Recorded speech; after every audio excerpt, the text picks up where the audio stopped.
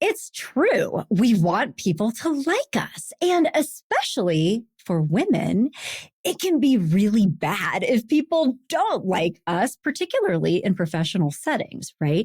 But then when we start twisting ourselves into pretzels, hoping that we will be well regarded, we're pleasing, we're agreeable, we're not confronting anybody. Now we are also diminishing people's confidence in us, maybe damaging their respect for our ideas and interfering with their perceptions of our confidence. So this is a real bind because it's like no matter which you choose, you are going to have a different set of problems. And on today's podcast, we are here to burn down this whole entire dichotomy with my special guest, Kate Mason, and find a better way of being. She's here to talk about her work and her new book, Powerfully Likable, which is going to give us a new roadmap for how to manage this conundrum. So, welcome, Kate. Thank you so much for having me, Lisa. I've got my matches at the ready.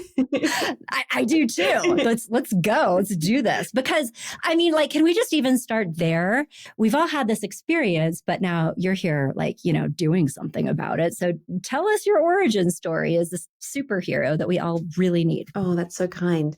Well, one of the things that I think is interesting about this is that the women I work with and how I grew up watching this, and I'll speak to that, is that we think in some ways that there are just these two options, right? We think I can be Miranda Priestley, that's all very officious, authoritative, powerful, but really unlikable. Or we can be the acquiescent, people pleasing, sure, no worries if not, and have lots of friends in the office. And for some reason, we've been sold this myth that it's only those two options, right? That feels like those are the two options at the leadership buffet. And obviously that's not true, right? So obviously we actually know people who show up in lots of different forms between those two extremes. But this book is really designed to say, how do I do that, right? It's easy to talk about that, but actually, how do I do it? Help us understand that dichotomy that we all get taught and I think reflexively obey, right? Two choices. Either people like you or you are this strong, competent, assertive person and people hate you. So let's go into those pieces. I mean, let's talk about the likability piece, maybe first of all. Like, what do you see happening with that? And what are the outcomes? I mean, if somebody buys into that story, door number one, what do you get? What's the prize? Yeah, it's such a great question. Prize is to be determined, right? There's no prize. That was a trick question. Okay. Well, I think it's important first to say, of course, likability is important, right? When we like people and we want to be in their orbit, we promote them, we put them on great projects, we want them on our team, we go into bat for them. You all have people in your orbit that you think, a notification pops up on your phone or your computer and you think, oh, it's them, right? That's a lovely feeling. And I don't think we should get rid of that or not think about that. What I want to argue for is that likability is power, right? It's a soft form of power that I think we disregard or we gender as feminine and don't give credit to. So that's one piece of the puzzle, right? That it is a form of power. I have gotten a long way in my career by people advocating for me or for, recommending me. And I'm sure all your listeners have too. And so those qualities, definitely we're not throwing them out, right? The issue, I think, is when we're so hyper aware of our own likability and its precariousness that we undersell or minimize ourselves, right? So we say yes when we don't want to, or we fear being judged upon that, and so make our asks or our requests really small. So one of the things I talk about in the book, and I call it not imposter syndrome, which is a whole other thing, but imposing syndrome, right? We fear making an imposition, whether it's asking for your time, asking for resources. So when we say things like, do you have a sec, right? Or this will only take 2 minutes. We're really cognizant of like, please don't hate me. Please don't hate me. Please don't hate me. And what's actually sometimes I actually just say that out loud. Right. Like, don't hate me. Right. Well, you can cut out the middleman for sure. Exactly. Right. No, right. Like with couching and like, if you don't mind, it'll just take a sec. I mean, how do you feel? Would it be okay? Like, Yes. I totally do that. Right. I know so many people do. Yeah. And it's a lovely impulse, right? What you're trying to say is, I'm trying to be respectful of you. But what happens in the diminishing language or the minimizing language is that we accidentally both minimize two things. The actual ask itself, right? It doesn't sound like you're going to have an epiphany if it's, quote, just going to take 2 seconds, right? So we make that ask small and we make ourself small, right? We become this fawning sort of deferential, like, oh, no worries if not. There probably is a worry if not, right? We probably need the thing we're asking for. So not everybody does this in the same way. There's lots of different iterations of imposing syndrome, or how I see it. But one of the things I work with folks is to say, are there any that you could identify with yourself? And maybe you want to tweak some of those. Like maybe it's fine to say, hey, Lisa, I'd love to go over this thought with you. I've put 30 minutes in your calendar for next week. Let me know if that time works. Right? And straight away, my idea and myself feels very different to, oh my God, Lisa, I'm so sorry. Would it be possible to, don't hate me? Oh. Right. And that sort of pretzel twisting that you talk about. Right.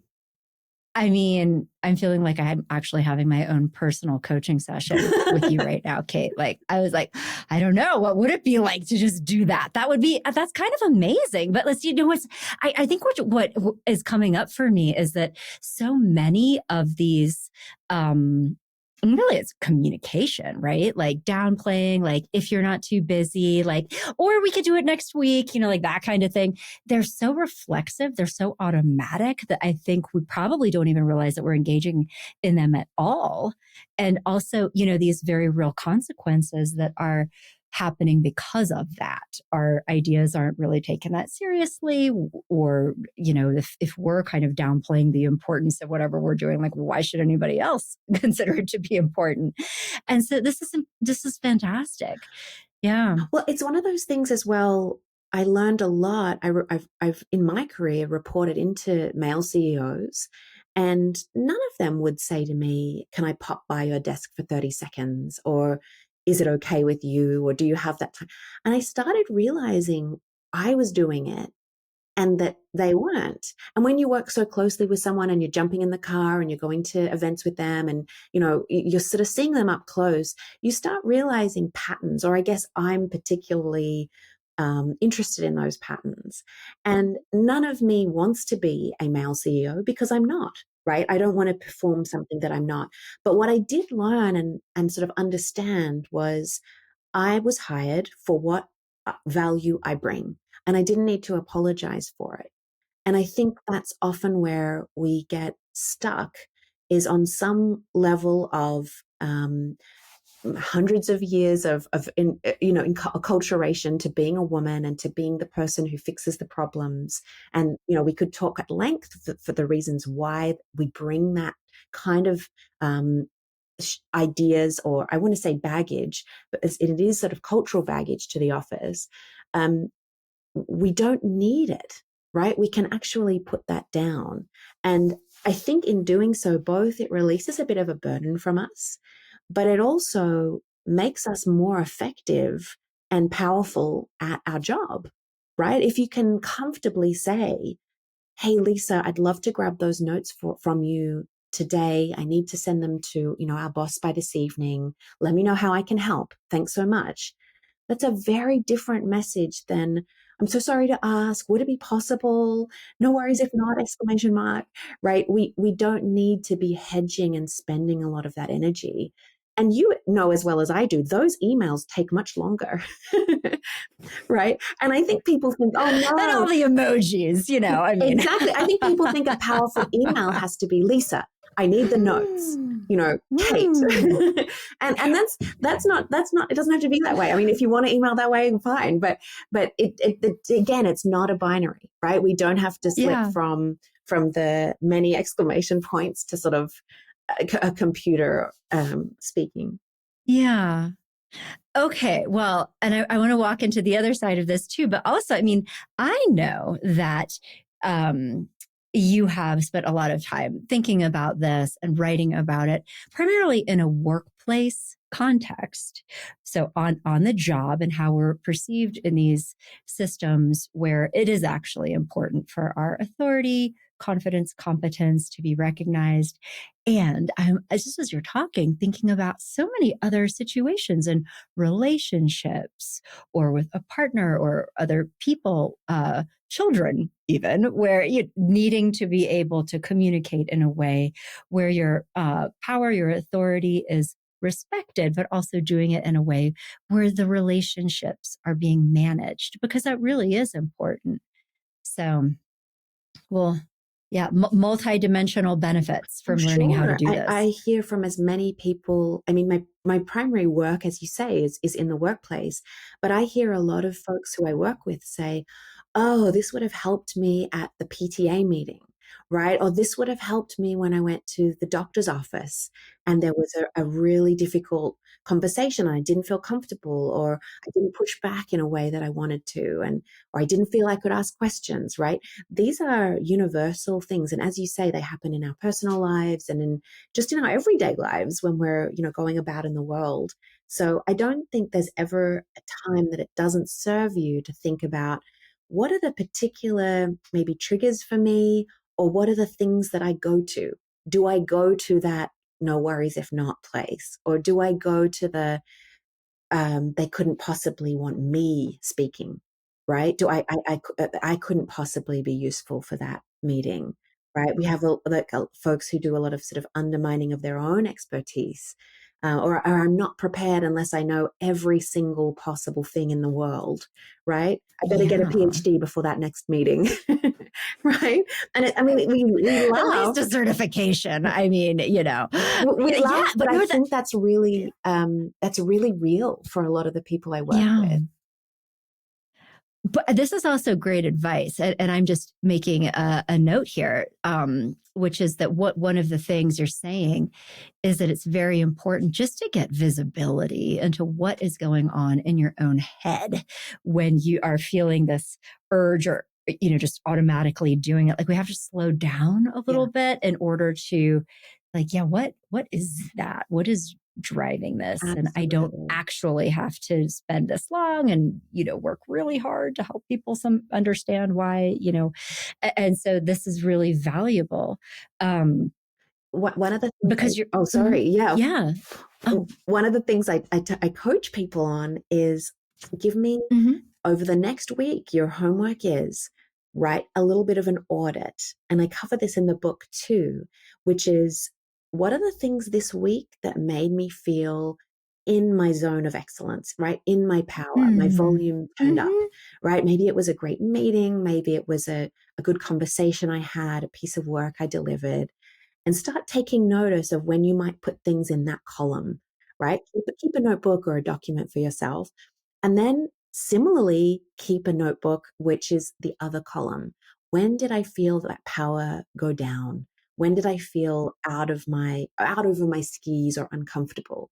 Right. And what was it for me? And those lists, Lisa, I've seen so many now, and they're so different and personal. Right. And so it's not about a cookie cutter, listicle, do 5 things and you'll be fine. It's much more, listen, think about it, show up into it, feel into it. And you'll be really, I think, interested. And I honestly keep that same notebook for myself now, right? Especially when I'm finding joy, right? Or feeling like, oh, that was a really purposeful interaction. I keep that notebook because I think it's important to keep myself honest Am I making decisions that are letting myself show up in more of those ways? And am I making allowances for myself or working out how I'm going to mitigate the places where I'm not showing up in that same way?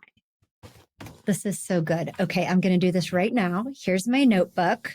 You guys do it with me. So in your notebooks, two columns, and one is I'll just going to put power, because really, like empowerment feels great to talk about, but what you're saying is actually being powerful in the world, which is that a little, anxiety provoking for people who have been operating in a way that has been disempowering. And then on the other column here, I will put tabs open. Yeah, or power down, Okay. right? Energy Power down. however you want to think about it. But yes, Okay. what are those open tabs draining my energy? Got it.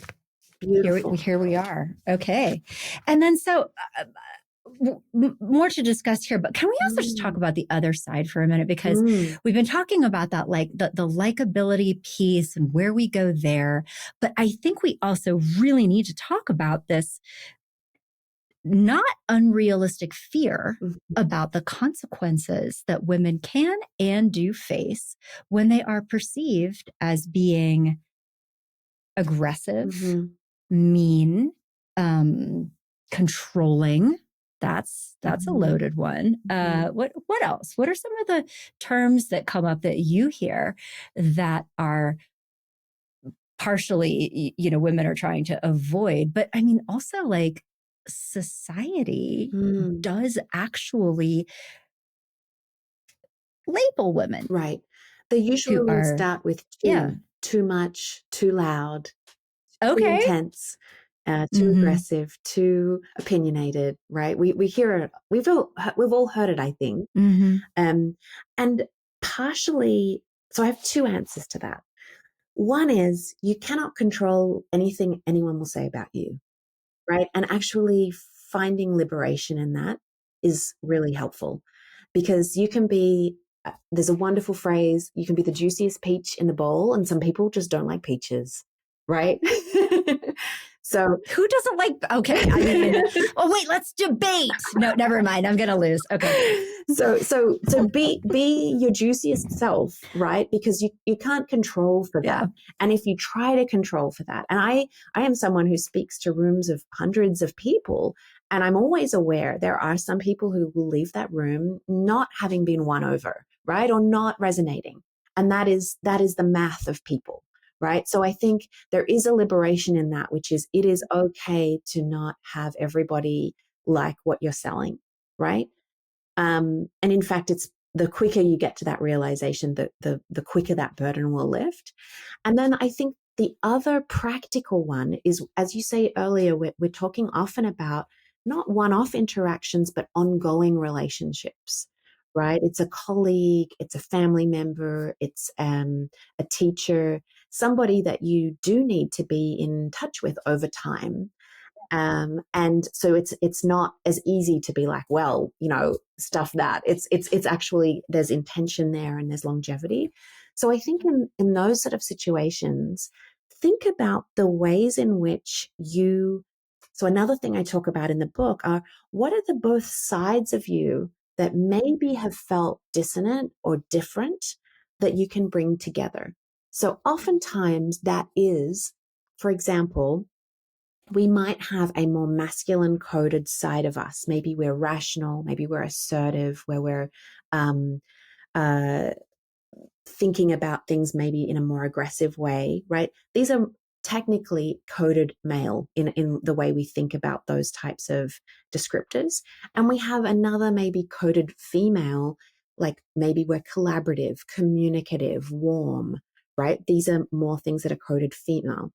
Most of us, men and women, show up using both sides of that binary. Yes. I was so happy that we were talking about this, because I think that the way that sometimes people underestimate women in terms of their capacity to be maybe more strategic or, hard headed. I think that people really underestimate men's ability to be all of those things: warm, collaborative, Absolutely. relational, caring. Yes. And so, like, nobody wins if we move into this like super binary space, because it's not true. Nobody wins. Yeah, Yes, nobody 100%. wins. And I coach men on exactly the same. So it's not, Good. Thank you. I have men who say, I need to impart authority, but I don't want to mansplain, right? Or I want to be empathetic, but I also need to be in charge, and I don't have a model for how to do that. So how can I show up that way? So yes, I think it's such a great call out. But in that list, in that sort of masculine, feminine coded language, I think most of us can pull from both. So when you say, oh, I don't want to, I worry about, that likability, or I worry about being powerful, what are the things that resonate with you that you can grab from both lists? And I list those out in the book, and it's not an exhaustive list, but I think it gives some degree, it illustrates that. And I've had people come up to me when I give a talk, or who have read that idea, and say, oh my God, I, for the first time, feel like I have language to actually describe who I think I am, which is a wild thing, right? Because most of us feel, we're fully adult people, but they come and say, oh, I actually feel rationally warm, right? I see an issue, but I say it with warmth. Or someone else told me, I feel ambitiously communal, right? Which is, I want to go as hard as I can and put my foot to the floor, but I want to bring my team with me, right? I care deeply for them, and I want us all to get to a place of excellence. And those same people, I think, maybe would have hesitated to call themselves ambitious, right? Because it comes with a whole lot of cultural baggage. Or maybe those same people would find calling themselves aggressive difficult. I have a lot of very powerful women tell me, oh, I'm not powerful. Because I think we encode that with briefcases and ties and strong handshakes, rather than, well, what does actually being powerful mean for you? Right. And it's usually in a place that feels really generative and good and moving things forward. So it's often linguistic as it is practical. Totally. Now, this is great. And it's like,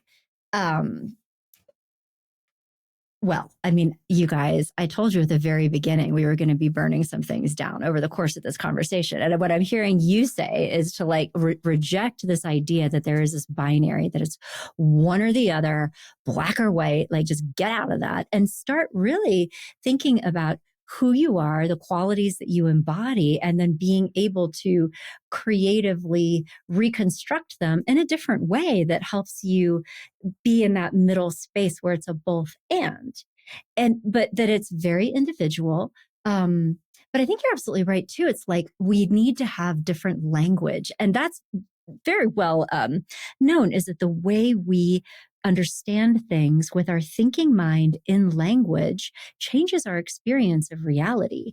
And so to find a new definition for relationally ambitious or whatever it is, like it's now we're in the middle and we can be both things in a way that wasn't possible before. Right. Absolutely. Amazing. I completely understand. And I think that there's this very important key idea here that what you land on as your new definition needs to genuinely and authentically be something that you feel really good about.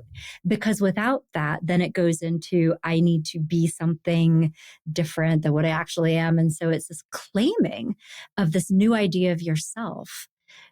And then when you have exactly that, right. you can go into all kinds of things. Yes. And, Yes. You and have to be honest in that audit or that assessment, your 2-column workbook. It has to be true. It can't be, it can be aspirational to the extent that you would like to follow in those footsteps more. But if you are not somebody who's collaborative, for example, putting collaborative in your mental idea of yourself is not going to work for long. Right? It's going to fall flat because it's not actually true to who you want to be. And that's fine. That's okay. But it's finding, as you say, being very, very honest with that assessment. And the nice thing about it is that we're pretty good at that. When we're alone with a piece of paper and looking at these words, there are some that just will jump out, right? And feel intuitively like, oh yeah, that's exactly right. Uh, and so it's a kind of coming home, as you say, a reclamation rather than a imposition of something new. It's feels warm, and it should feel warm and nice. I I totally agree. It should feel warm and nice, but I'm already just like imagining myself doing this exercise, certainly. And maybe you talk with your coaching clients about this, and like, what about when you feel like you should be perhaps more collaborative, that you actually are like, I mean, does stuff come up for people when they are like, no, I'm not really that, when maybe it is something that they're like, but what does that mean that I'm not that thing? Yeah. Well, Does that come up? of course. I mean, most of us are not many things, right? Like that's the way of the world. So it comes up when they are tasked to do that Okay. thing. So for example, like if you're that ambitiously communal person, right? Those are your two words that feel really right. It doesn't mean you can't flex to be other things. All of us code switch to an extent, right? We think about even the words we use. We speak to our partners differently to our colleagues or to our children or to our parents, right? We inhabit slightly different places. But if ambitiously communal is the core of that person, right? They've really felt that that sings to them. Then they think, well, what would an ambitiously communal perspective be to collaborating? How do I do that effectively? Well, I'm already communal, so maybe I would lean it this way, right? So we kind of think about those words almost as glasses we put on and view all the other things we have to show up as, right? At times, I mean, I'm a parent. At times you have to be patient when maybe patience is not in your core core operating system. And that's okay. Well, how do I do that in a way that honors who I think myself might be, right? Yeah. That makes a lot of sense. That just because you claim like the most um, prominent, or Mm, the strongest strengths, I guess, that you mm, want to put into this new identity definition, doesn't mean that you do not have these other qualities or you're not capable of them. It just means that these are more your primary ones, yes. and also that that is okay. And this, Oh, yeah. that we don't have to be all of the things, and that it's impossible. I mean, that's kind of liberating in itself. Oh, absolutely. And Yeah. that they are the lens or the gateway through which we can find how to show up as those other things. Because all of us at different times need to flex, right? If you're an introvert who doesn't like public speaking and you got to do public speaking, well, how do we get you there, right? It's not that you change the core of who you are, right? Your words are suddenly not extroverted, comfortable speaker, but instead, whatever your words were, we think about, well, how do we get you to a place that feels somewhat comfortable, right? It's never going to be your favorite playing ground, but we'll get you there because that's part of the job and that's part of what we need you to do. And I think you're right, understanding that it's not our job to show up as everything to everyone, but to show up as ourselves in our best capacity in different situations. And there is, I think, a really big and important difference there. And I do notice, particularly with some of my clients, less exhaustion, right? Because um, there's less performativity, which is, I think, tiring, less masking in that way. But there's also just more energy because you are energized, right? You're in your zone. So it feels exciting and generative rather than draining. And I think that's really important. You've mentioned several times over the course of our conversation about having role models, that you observed what other people were doing in different environments that you were in, and that also changed the story, Mm, right? That the legacy of growing up as a female in the world. Can we talk a little bit more about that and the power of having examples of people mm, who are in that middle space? They are very powerful people, and they are still likable, mm, or, that there's a bond there. Not that Right. everybody has to be like everybody's favorite person all the time, but that they are relationally strong too. Maybe. Mm. Is that the right way to say I it? think that's a great way to say it. Yeah.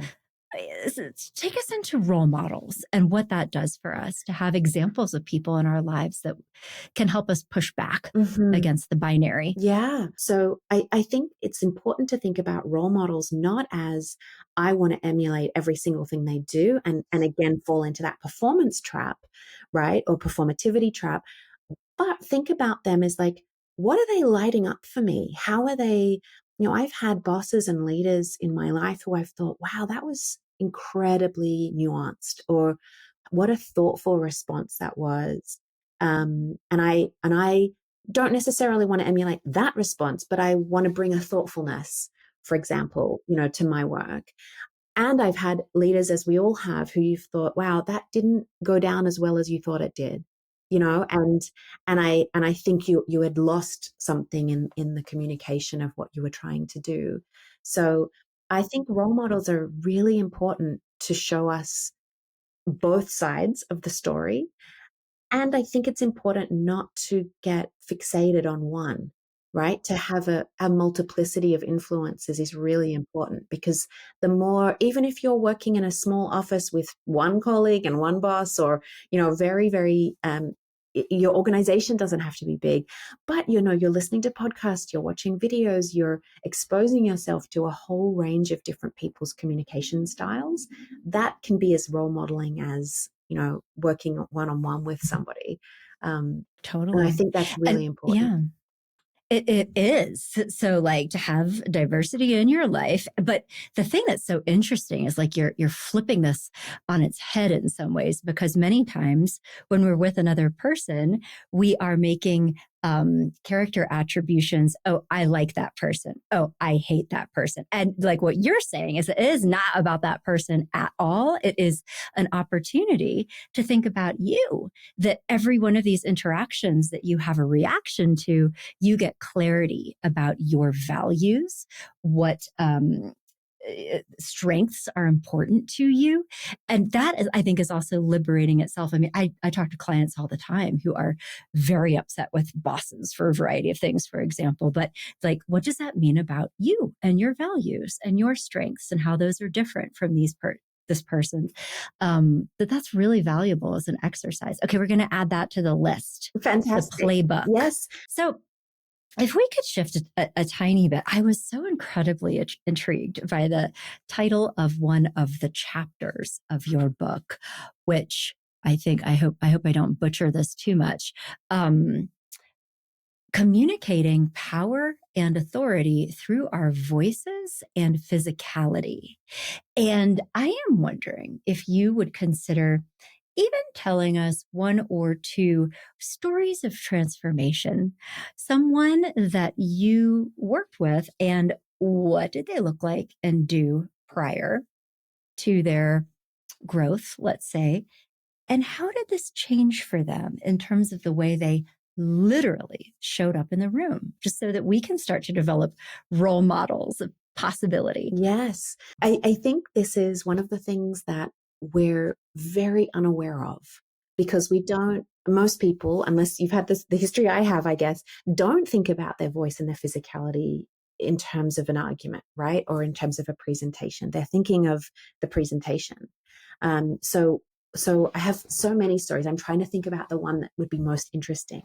Um, One of them is a woman who, she came to me saying, I work in a very male dominated firm, and I'm physically petite, right? She's a small woman.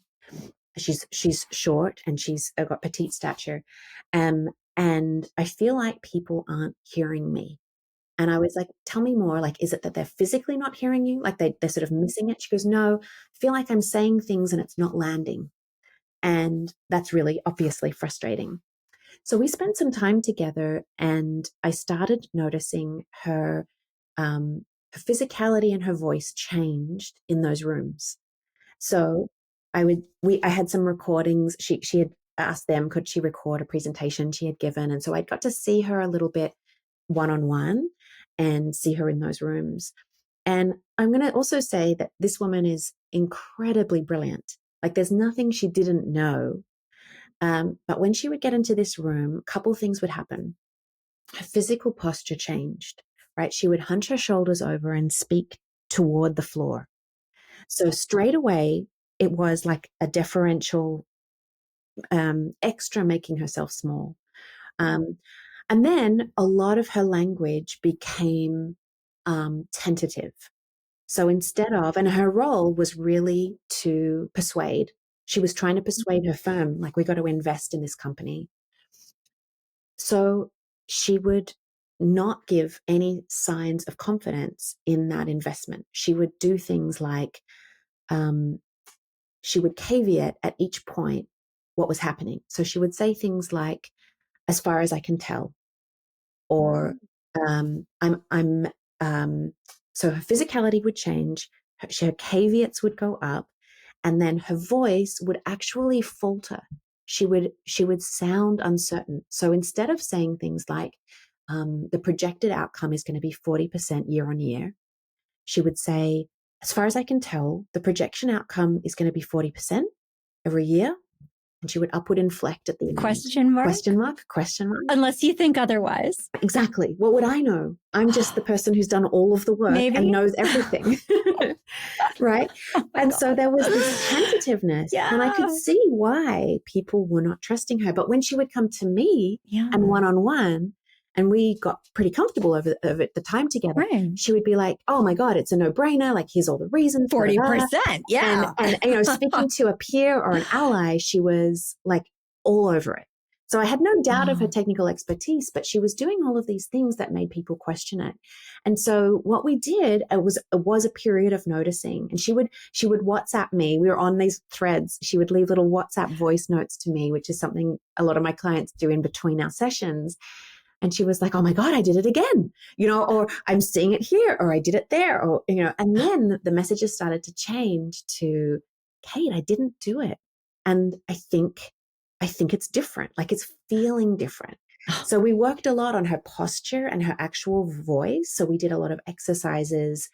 I got some breathing exercises. We did some physicality before, if possible, some like running or walking or yoga to actually do a lot on like relaxing, regulating and having some sips of water beforehand, lots of different tricks to sort of physically make the act of speaking a little more comfortable. But then it was just about like, okay, we're just going to remove all of those caveats. What does it sound like for you to inhabit this different place? And she had a beautiful, I'm trying to see if I can remember it.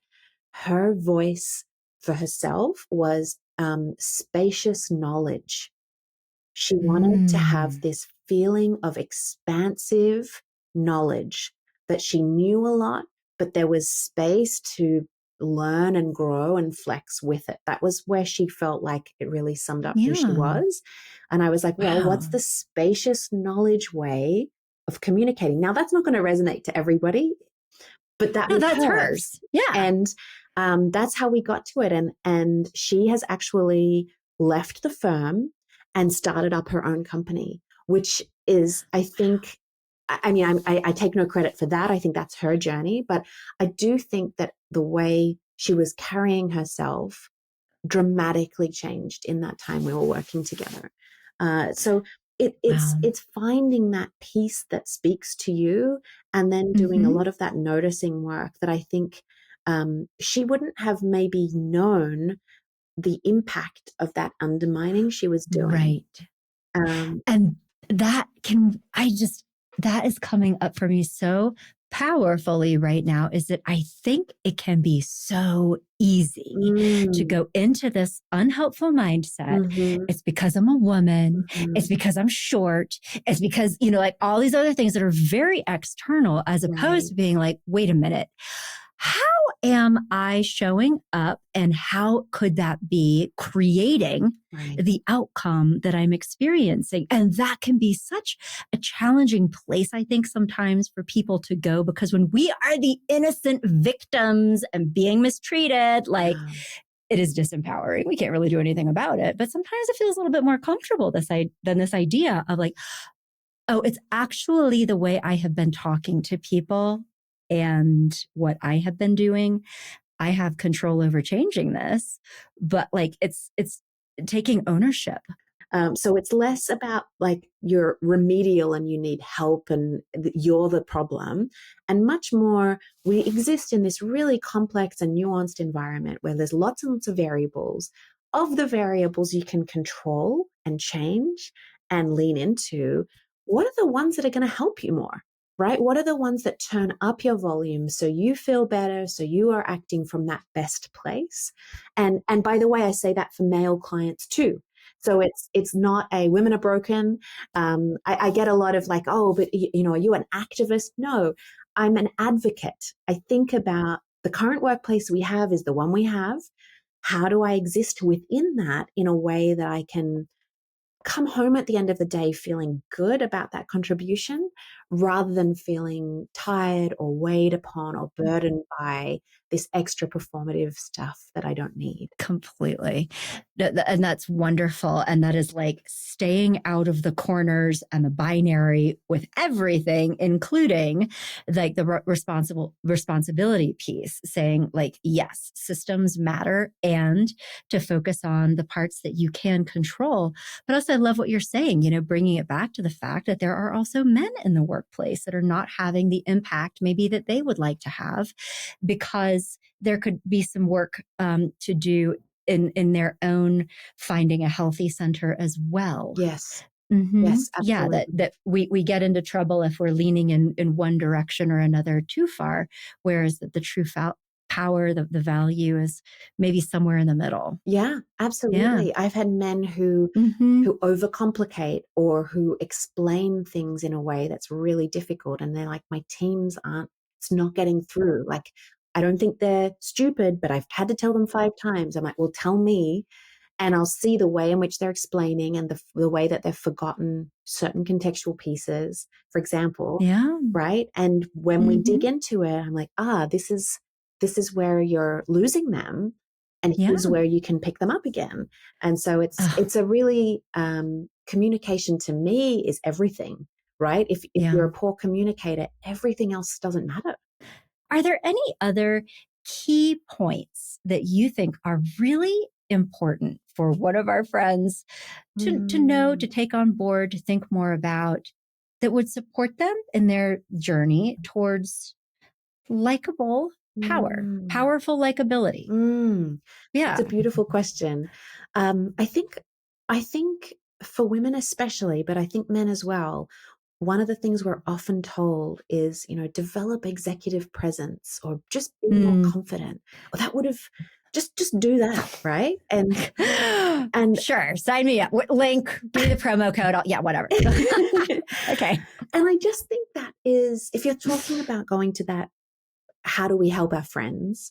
That is, I think, some of the least helpful advice to give, right? And I was told you need to develop executive presence when I was early in my career. And I thought, I don't know, I know what that means, but I have no idea what that means, right? I don't, does that mean to dress differently, to talk differently, to hold myself differently? So I think telling someone to be confident or being told to be confident, put that out of your mind. It's very unactionable, right? It's like telling someone, just be healthy. We kind of know the end state, but we don't know how to get there. So if you are listening and you have been told to do that, put that out of your mind. What I think would be more useful, or what I think might get you better results, is think about, how can I connect with my audience in the most useful way to them in this moment, right? What does my stakeholder need from me in this moment? Do they need, is it an actual product, a thing that I can give to them? Is it that it's my help on a project? But what is the thing that they need, and how can I give it to them, is going to make you show up in a much more practical and present way than opening all these other tabs and worrying about, like, am I looking confident? Did I say that in a confident way? What does that mean? Right? We question and wonder. Is that something a confident person would even say? Yeah. So confidence, I think, is a bit of a scam, because it pulls us out of that moment and often makes us question ourselves more than it does pull us back into the moment. And if you can't tell already, I'm very much about, like, how do I be in that moment all the time? And so how can I be there comfortably and as myself such that my power is high? Ideally, probably my likability is going to be high too, because I'm being very, very useful, right? We like people who help us, right? So being present in that moment is I think really, really key, and probably feeds nicely into some of the things we've talked about as well. Do you think it works the same way if we were to take out the word stakeholder and plug in partner, kid, friend, or their differences? Yeah, I mean, I really think it does. I mean, if you think about a friend that you like, is probably a friend who listens, who is present with you, who isn't obsessed with themselves, right? Who understands when you need help and is there to show up with what you need. That is a friend you're probably going to want to intuitively seek out more than that friend who maybe comes over and only talks about themselves, or who doesn't listen or forgets your birthday, right? It's very, very similar patterns if we think about those relational, how we get relational satisfaction is very often the same as at work and elsewhere. We just have more choice in the friend arena than we do at work, right? We're stuck with Yeah. those colleagues. But we can kind of choose to be, to see our friends on the weekend or not. I Um, hear you. but I No, think I think that's it's good very though. similar, right? When you're being Yeah. present in that friendship, is that you're very aware of their needs, and Hmm. and equally there should be reciprocity. They should also ideally be aware of yours in the same way, of course. Yeah. Well, that's really good. This is a fantastic place just to tie it all back together. I mean, in every single part of this conversation, the headline is balance that is rooted in who you are. And so, like, even as you were talking, I was visualizing like a circle in the center and like all these lines kind of coming out from the middle. And that the work here is to find your center and what feels true and good for you. And then notice when you're getting dragged out of this centered one side or the other. I mean, from everything, generosity versus healthy boundaries. I mean, even that is a place where you need to find that good middle ground, and that there are a lot of different dimensions and axes where that's happening all at once, but that is really that secret to power in some ways, is that when you figure out where all those line up for you, Yes. you're going to be in a different place. Yes, because you've decided that's the level I want to invest in, right? Like, we might, if a friend was in trouble, we might drop everything and fly across the country for them if that felt good and right for us. Or we may send a gift basket if that felt good and right for us, right? And there's neither of those are wrong. It's just what was in our capacity at that moment. And when work is exactly the same, to have those conversations and work out what's my capacity in this moment. And if it can come from that place, I think you're going to make the right decisions for you, which is all we can do. All we can do. Well, I personally have gotten so much out of our conversation. This has been so interesting, and I really appreciate your perspective, and I'm sure that our friends that are here with us feel the same. And so I know that this conversation also is just like a tiny little snack size serving of Kate Mason. You have your book. You also do trainings and workshops. And so tell us a little bit more about what you're up to and where people can learn more and do some of this work, because this is not like a here's an idea, you're welcome. It's like this is an invitation to doing more work. Yes. How will they do that with you? Oh, it's amazing. Well, I have a newsletter that you can find on my website, katemason.co. And that's where I usually sort of put on what's top of my mind if you can't access the book or in addition to the book. Of course, the book is out this September, Powerfully Likable.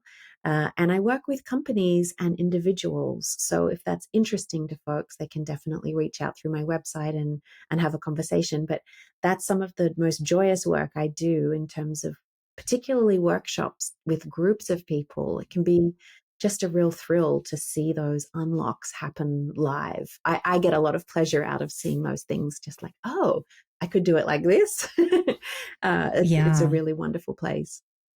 I could see, I mean, just so experiential. I mean, Yes. people really like, oh yeah, I do that. I didn't realize I did that, but it's like that real time thing. Well, wonderful. And I know that you have a couple of workshops coming up, and I don't want to get too hyper about dates because somebody might be listening to this well after the fact, and I don't want them to be discouraged. But at the time you are listening to the show, Kate might have live workshops happening right around the corner that you could go to. So katemason.co to see what's going on, sign up for her newsletter, and you won't miss anything. Perfect. There you go. Okay.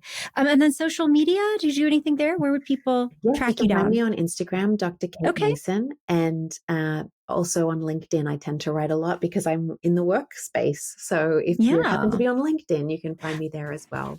Okay, team. So you know how to connect with Dr. Kate Mason. And Dr. Kate, thank you so much for doing this with me. This is a really fun conversation. I loved every second. I could talk for hours more. So thank you so much for having me. We'll come back anytime. We'll do it again.